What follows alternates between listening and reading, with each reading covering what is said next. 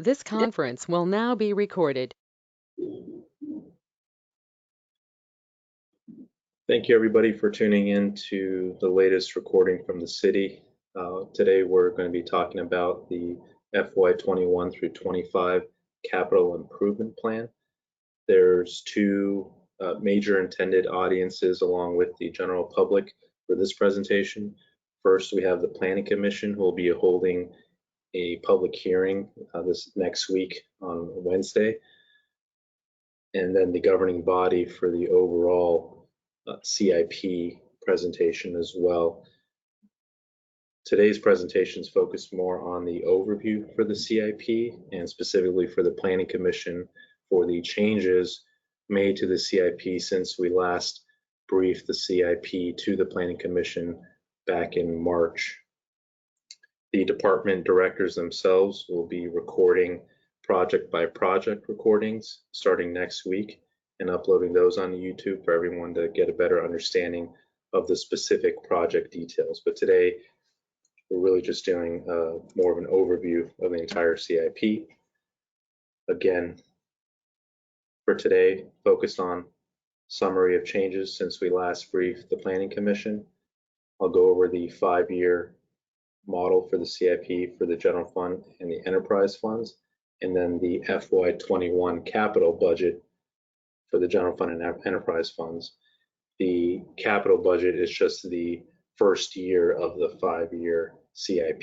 Think of the CIP as a planning tool, long-term financial model, and then the capital budget is the one that will actually see appropriations from the governing body in fiscal year 21.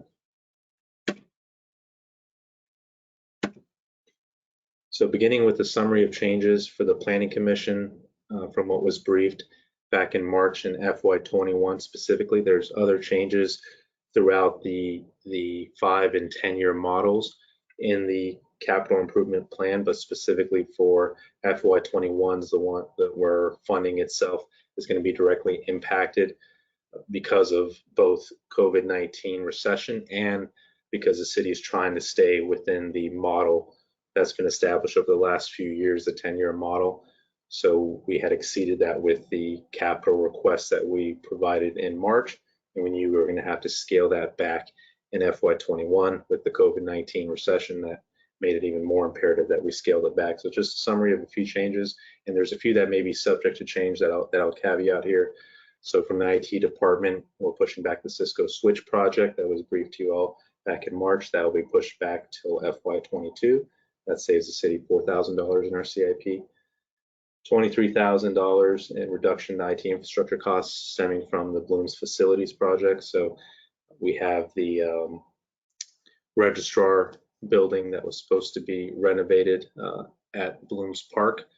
We were unable to do so because of the quotes that came back, the pricing for that exceeding what we had in our budget.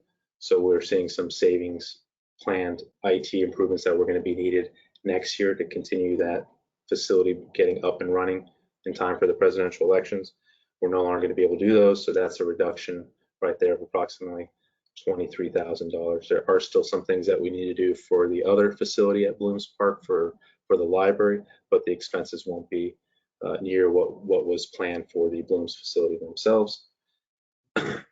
For the community development department, we reduced or pushed back the demolition project, the $50,000 in FY21.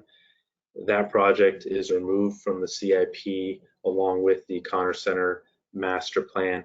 If the downtown is not approved, we just lack the overall funding over the next few years to pursue these projects without the downtown being approved. So again, for FY21 specifically, the demolition project is being pushed back. If there's no downtown agreement, then we're just not going to be able to have the funds for that demolition project. And also for the Connor Center master plan for rehabilitation of the infrastructure at the Connor Center Industrial Park as well. That was briefed to you all back in March by the Community Development Director. For Parks and Rec, we've been targeting improving the playground at Signal Hill Park. It gets a lot of usage from our public, and it's not the best maintained, or it's really an old playground. So it needed renovation a long time ago. We just haven't had the funding to do so. We were hoping to do so in FY21, but again, this was another project that couldn't survive the FY21 cuts that are needed to balance the budget. This is being pushed back to FY23, and then $137,000 in parks fleet being pushed back also to FY23. I do want to caveat that with the enterprise master lease program that's being proposed to the governing body this coming Tuesday, we might still be able to get these fleet at and still achieve these savings. So we're hopeful that we can implement a master lease program and really upgrade all of our fleet while saving the city almost $1 million over 10 years while upgrading all of our fleet. So this project might be put back. There's some other projects that we might switch out as well. There's some other options that we may want to pursue. So it depends on whether the fleet can survive and if we need new ones in FY21 or not. But for right now, for planning purposes, this is what's being pushed back to FY23. So the total reduction in FY21 from the CIP or from the capital budget presented to the Planning Commission back in March, we reduced approximately $299,000 in the general fund capital budget that we presented last month. Moving on to the actual capital improvement plans, I'll start with the general fund, then move to the water and sewer fund, and then to the stormwater fund. So what this table is showing first, what I'll be doing again, just like I did for part one of my budget presentation, I'll do also for part two of the budget presentation, is just doing a comparison of what our options are if the downtown is approved or if we don't have a downtown development. So I'll always, again, start with the no downtown model and then compare that with the downtown model. What this table shows here is you can see the different revenue categories that are part of the CIP, and then all the different expense categories, so transportation being the biggest, police, fire, community development, social services, parks and rec, and then administration and general services. This is just for the general fund. This does not include the enterprise funds, and then the school's CIP is also done separately. And then you can see the 5 fiscal years laid out here on top, so what the total revenues are across those 5 years, what the total expenditures are, and then the details for how we get there. The major difference between the no downtown and the downtown model is going to be in this section. So when you look at the next slide, you'll be able to compare the differences between the no downtown model in terms of proffers and land sale value in the CIP versus the downtown model, which will have some significant revenues in this category. The other thing to note with the CIP is we've been deferring capital requirements for the last few years. We do have a scaling up in FY21 to try to catch up on some things that have been deferred, but you can see the lower levels of capital spending over the last few years and then back down again in FY22. And then you can see a ramp up in FY23 for kind of the catch up for projects that we've had to consistently cut and push back. FY23 is a target for when we're going to try to deliver a lot of those projects that have consistently been deferred. And then again, just to repeat a point made earlier, you can see that transportation is both the largest source of revenue and also expenditures. Those revenues are specifically for transportation, so they can't be utilized for other things. But you can see how large transportation spending is in comparison to everything else that we do from a capital standpoint, and also how much it fluctuates just depending on what kind of projects we're pursuing, all based off of timelines for receiving approval from VDOT for funding for specific projects. VDOT funds the majority of these projects at 50%, and then we utilize Northern Virginia Transportation Authority 30% funds that come to the city, and PRTC funds, the motor fuels tax funds, to cover the remaining 50% of these projects. So now moving on to the downtown model. Again, this spreadsheet looks exactly like the one from the previous slide. Notice the change in the category mentioned in the previous slide.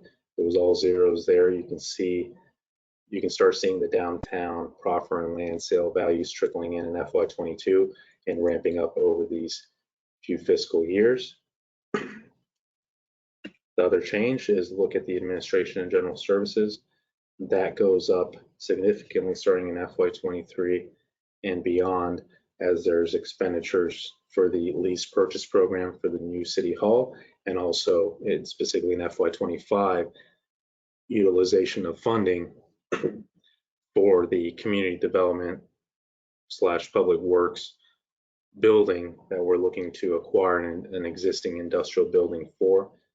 You can see that these revenues received from the proffers and land sale help us to make those capital payments until the tax base improves as a result of those developments. Just the real estate and personal property component. Again, remember we didn't even factor in the commercial components of the downtown in these models in terms of the benefits from a real estate tax and personal property standpoint. Just to pay for these things, to more than pay for them, it was covered with just the actual real estate and personal property. But in the first few years, there are going to be required usage of these proffer and land value cash payments to cover these without burdening the actual operating budget and existing tax base from existing taxpayers. The summary for the 5-year CIP for the general fund with the no downtown is 22.3 million total spending, and you'll see in the next slide how that goes up with the downtown, and I'll point out what the differences are. From a category standpoint, you can see that 53% of all CIP spending comes from transportation projects, again, that are secured via VDOT funding, NVTA funding, and PRTC motor fuels tax funding. It's $11.8 million plus over these 5 years. The next largest item is going to be for public safety, for police and fire at $3.6 million. Schools, we only received a 4-year time period, but for that 4-year time period, that was roughly $1.7 million in spending. For community development, parks and rec, and Department of Social Services, for Department of Social Services is really a few vehicles. You're spending around $2.5 million over these 5 years. And then for administration and technology, that benefits the entire city, along with elections requirements. You have about $2.7 million in capital spending across 5 years.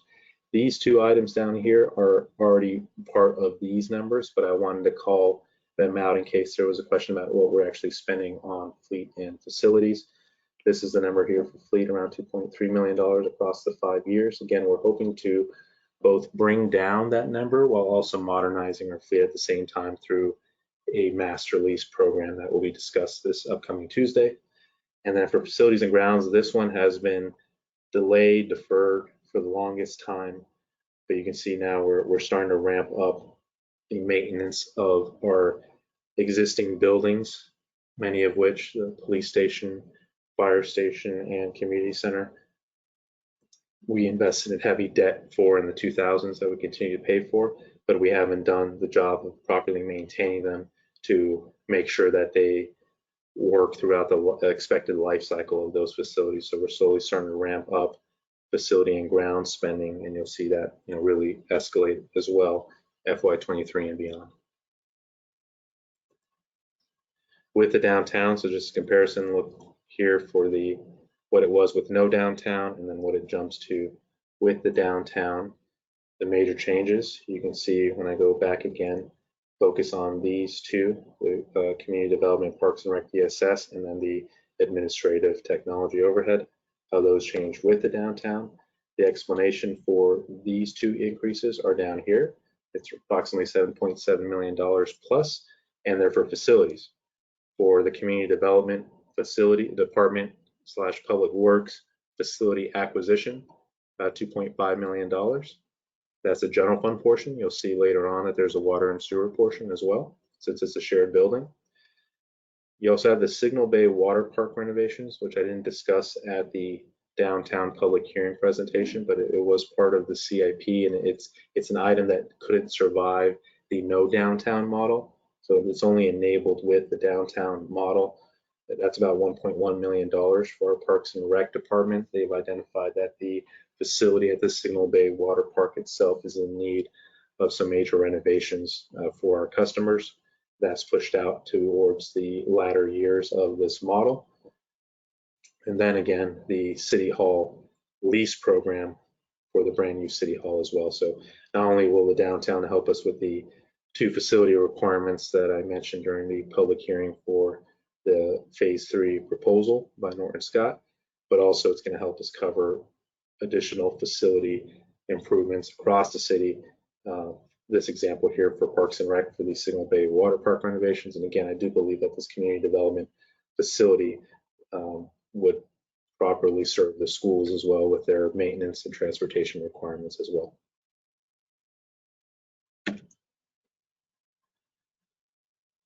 So this is the water and sewer capital improvement plan with the No Downtown. The reason why we're showing the No Downtown and With Downtown model for the water and sewer fund is really going to be about this one category, the tap fee revenue, and then what I mentioned before in terms of the facilities for the Public Works Division of the Community Development Department, which houses the water and sewer component of Public Works as well.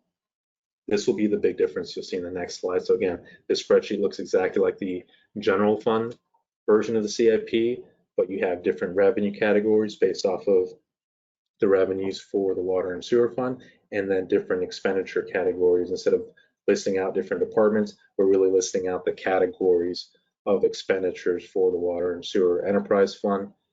And again, when you're going to look at the next slide, you'll see the increase in this category here of tap fee revenues from new developments and how that will improve the water and sewer enterprise fund CIP. Just want to note as well that the majority of the actual CIP spending for water and sewer is really on both UOSA debt. UOSAs are regional sewer provider for Manassas Park, Manassas City, Prince William County, and the western half of Fairfax County. So we all provide our sewage to that UOSA facility for processing, but we have to pay not only annual operating fees for that, but also our share of the debt associated with the capital capacity of that facility to process our sewage, and that's what these payments represent. And that's a big part of what our customers are paying on a monthly basis on their water and sewer bills.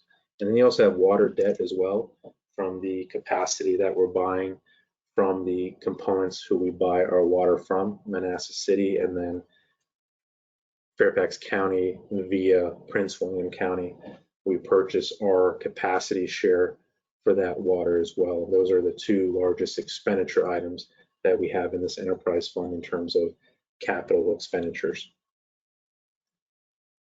As I move on to the next slide, again, please look at this from the No Downtown perspective and how that will increase with this slide. So you can see these were all zeros before, and then this was $1.6 million with the No Downtown, and the reason for that was for phase 2, that's already approved development in the downtown, that we're expecting to see the tap fee revenues in FY22 of approximately $1.6 million. To develop this analysis for what we believe we'll receive from tap fee revenues, we utilized the first half of phase 2 as the comp for how much we received there based off of the residential units and the commercial component, and then our community development director was able to forecast based off of what's projected for phases 3 and 4 to then receive for the other developments. So you can see in FY22 is the start of the phase 3 development, so we should start seeing some of those tap fee revenues in FY22 above and beyond what we're going to be receiving from the phase 2 development. The other major change with the downtown is going to be down here for the facility. This is the water and sewer portion of the facility acquisition costs that we're currently forecasting. So looking at the water and sewer CIP summary over 5 years, about $21.3 million in spending over 5 years with the No Downtown model. 72% of that is for debt, so about $15.3 million. 10% for infrastructure maintenance, and 12% for infrastructure improvements. and then about 1.4 million for other categories. You can see with the downtown, that goes up by nearly $3 million over 5 years. No changes to the debt, but the percentage share goes down to 64%. And then the shares for infrastructure maintenance and improvements go down despite infrastructure maintenance going up slightly from the No Downtown model, and that's for the Connor Center rehab plan, the water and sewer infrastructure component of the Connor Center maintenance plan that we hope to develop. And then you can see again the largest category increase was for the facility acquisition to support the water and sewer division of the Community Development Department. For stormwater, we have about, again, this looks just like the other spreadsheets. You can see the revenue categories from stormwater and then the different expenditure categories. For the revenue categories, you can see that we really don't have tap fee revenues or proffers. We don't have the VDOT 50, transportation or MBTA transportation. There's not a lot of revenue sources for us in terms of stormwater, except the internal revenues we generate from the stormwater fee and what we transfer from the operating fund of the stormwater operating budget to the capital side, and that's expressed in this row. And then our goal is to pursue 50% grant reimbursements as those become available. It's a limited funding program. It really needs to be expanded over the next decade. But we're hoping, we're not plugging that in here, but we hope to be able to secure those revenues as best we can over the next decade to help us with these expenditures and potentially help us reduce, at least, keep the storm water fees flat, if not reduce them, if we're able to address some of these large capital projects through grant funding. For expenditures, you can see, unlike the water and sewer fund, we're actually not paying debt right now for the stormwater fund. That will change starting in FY24. That's when we start the single largest stormwater project, which is the Russia Branch stream restoration. In order to fund that project, we're going to have to incur new debt, hopefully revenue bonds directly tied to the stormwater fee, so we don't have to pursue general obligation bonds. However, if we're yielding lower interest rates through the general obligation bond, it would make more sense to take that on, but then have the stormwater fund itself make that portion of the payment versus the general fund. But you can see total spending across the 5 years. That's what actually gets voted on, is the 5-year CIP is $7.4 million. You can see it's going to be much more when you look at the entire 10-year model. 4 million of which just in these 2 years is for stream restoration. That project is over $10 million total. So you can see what that's going to do for the latter years of the project.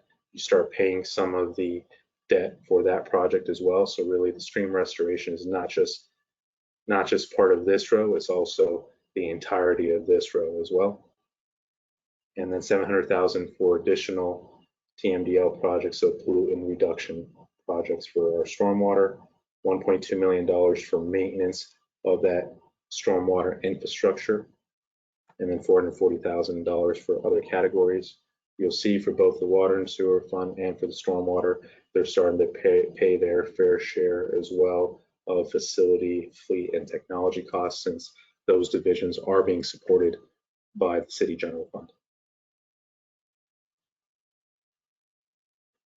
So the total citywide CIP summary, this will be 2 slides, this one being the no downtown, and then you'll see the changes in the next slide with the downtown.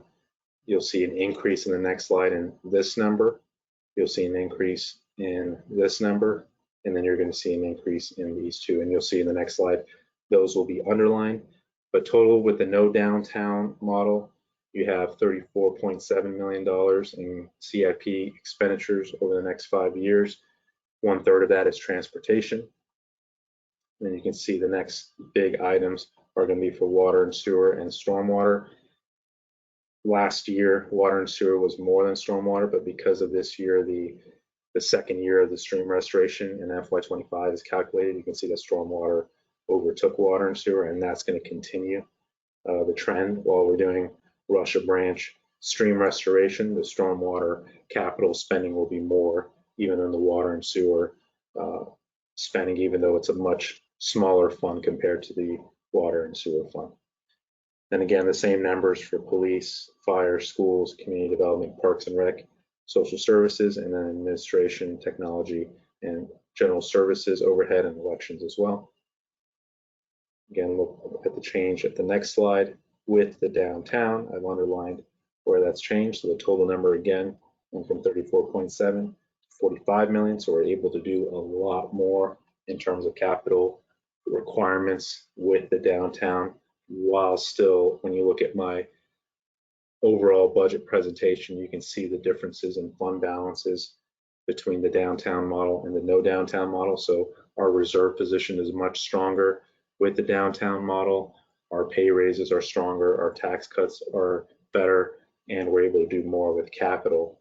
And you can see specifically the areas we're able to do more with tap fee revenues. We're able to have the water and sewer fund pay its portion of the community development facility, and then for the Parks and Rec for the Signal Bay Water Park building for its renovation, roughly $1.1 million, and then the City Hall leases for the administrative side and the general fund portion of the community development building down here as well.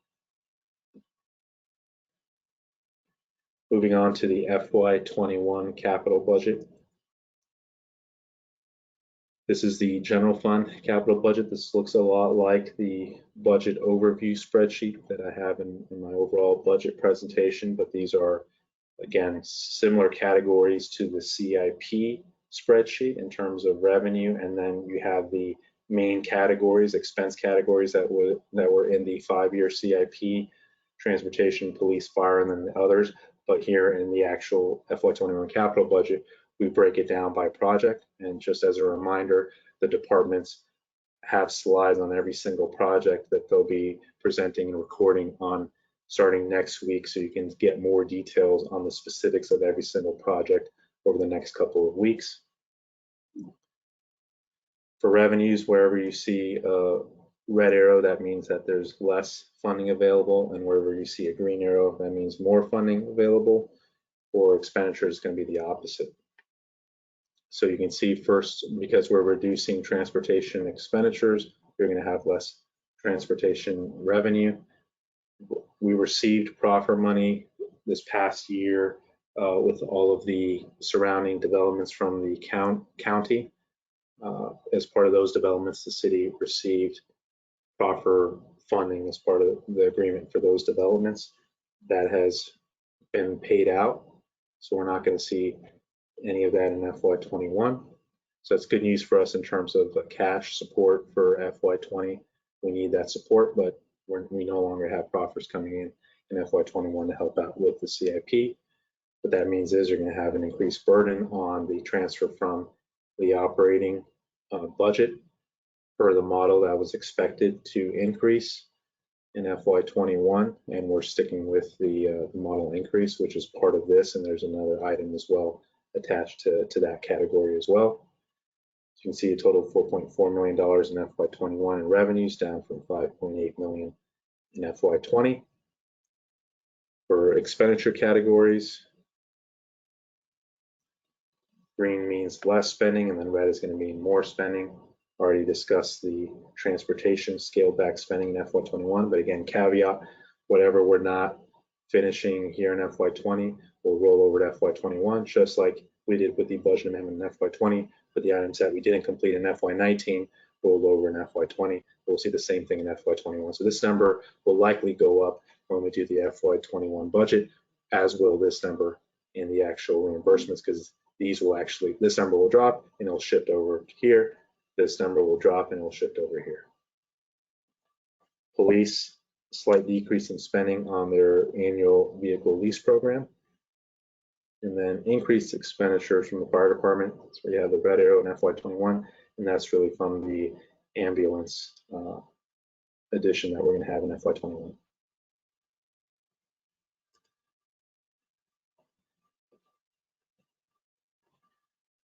So moving on to the Community Development Department and Parks and Rec Department and City Administration. You can see the Community Development Department decrease in expenditures due to no new vehicles in FY21. We do have an increase in equipment expenditures, but then a decrease in miscellaneous. And as I mentioned before, we shifted back the property demolition project in the flat budget. That project will be canceled if the downtown is not approved, as will the Connor Center rehab plan as well. For Parks and Rec, you can see an increase in expenditure for both Parks and Rec and City Administration and General Services. The Parks and Rec, that really comes from the Signal Hill Park Trails, a project that we've been deferring for years and years to make that a safer walking, pedestrian experience for our residents who utilize those trail networks. And then the last payment or portion of the Blooms Park facilities, specifically the library establishment. This is more for the ramp up in materials, both physical and e-materials, computers, all the different components of the library.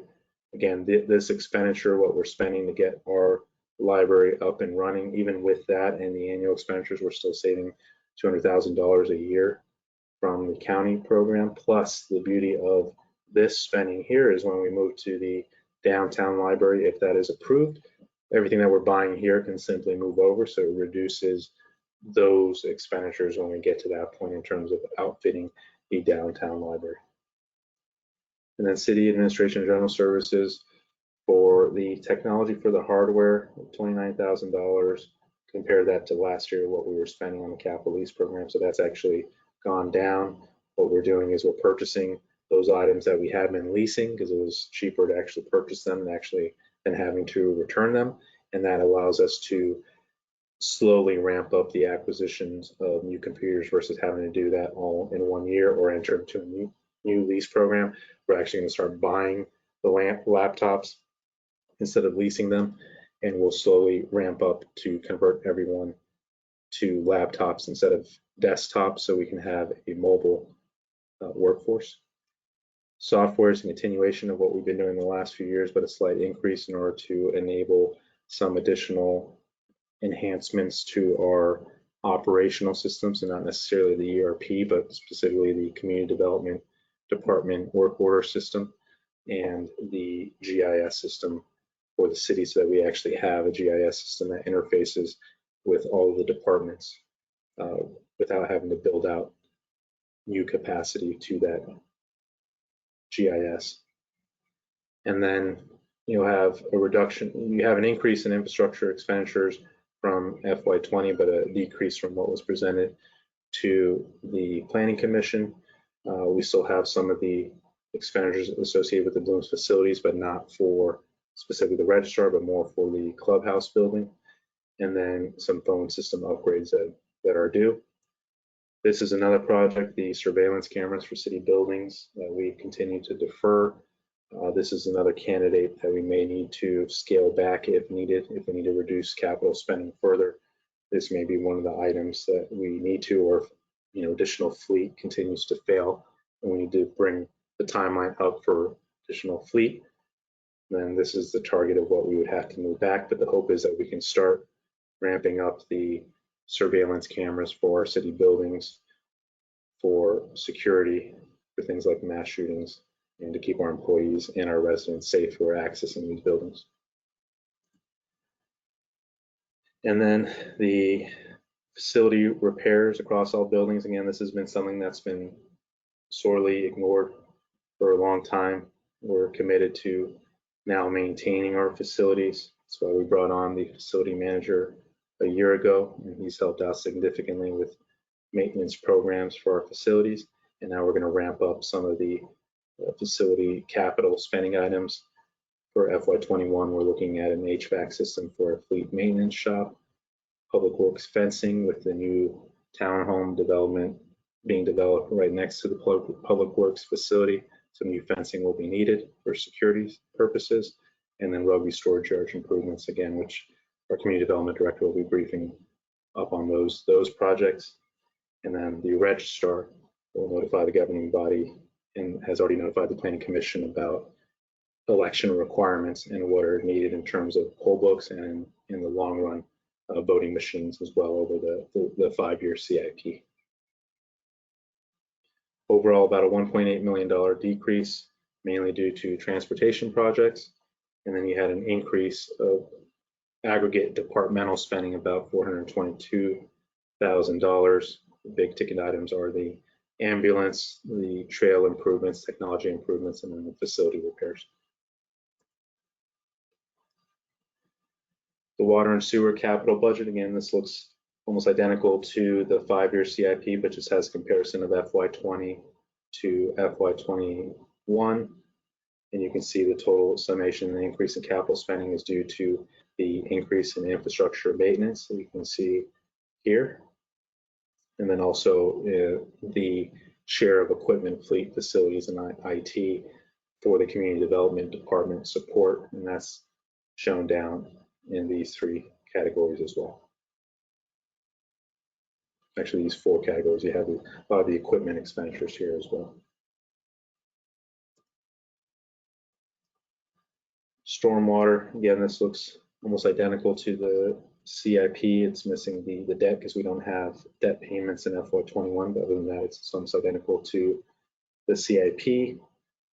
No planned revenues from other sources except the operating fund in FY21, minus if the Connor Center Pond gets pushed into FY21. You can see that's why the large decrease in FY20 is the Connor Center Pond project that will likely trickle over to FY21. That does have the 50% grant revenue, so that grant revenue would slide to FY21, as will the expenditure for the parks that are not completed. That project's it's delayed right now as we await the decision for the downtown, because that pond is going to be an integral part of the actual phase 3 development. So there's going to be some additional enhancements to that pond as part of the phase 3 development, if approved. That sums up the updated CIP presentation for the Planning Commission and the overview CIP presentation for the governing body. And please email any comments or questions you have about the CIP or the budget or the downtown to our city clerk, so she can pass it off to our mayor, who can read those out loud at our public meetings, so the governing body can hear from you on all of these issues. Again, we'll continue to record our meetings and post them onto YouTube with a link from our website. That way you can watch them if you weren't able to see the meeting in live, and you can feel free to email us any comments afterwards. As I do with all presentations, here are some helpful phone numbers to call for COVID-19. You have specific COVID-19 concerns from a medical standpoint.